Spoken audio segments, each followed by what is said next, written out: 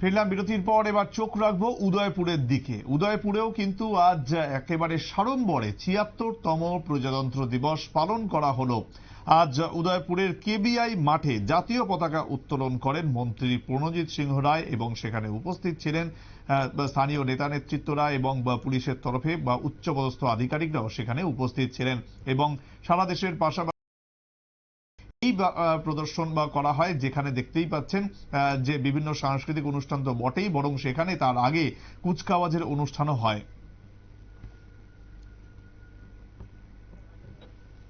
যারা দেশের সার্বভৌমত্ব রক্ষা করতে গিয়ে নিজের জীবন উৎসর্গ করেছে, আমরা ৭৬তম প্রজাতন্ত্র দিবস পালন করছি।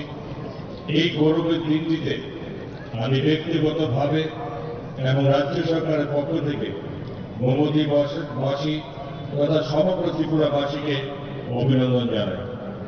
আমরা ভারতবাসী প্রত্যেক বছর ২৬শে জানুয়ারি দিনটিকে প্রজাতন্ত্র দিবস হিসেবে পালন করি এবং এই বছর সারা দেশ তার ৭৬তম প্রজাতন্ত্র দিবস পালন করছে।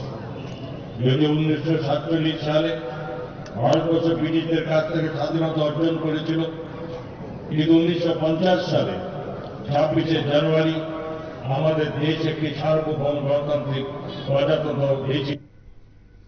শুনতেই পেলেন, আজকে জাতীয় পতাকা উত্তোলনের পর মন্ত্রী প্রণজিৎ সিংহ রায় যে বক্তব্য পেশ করেছিলেন আজকের অনুষ্ঠানে, সেই বক্তব্য আমরা কিছুক্ষণ আগে আপনাদের সামনে তুলে ধরছিলাম। সময় আরো একটি বিরতির, সঙ্গে থাকুন।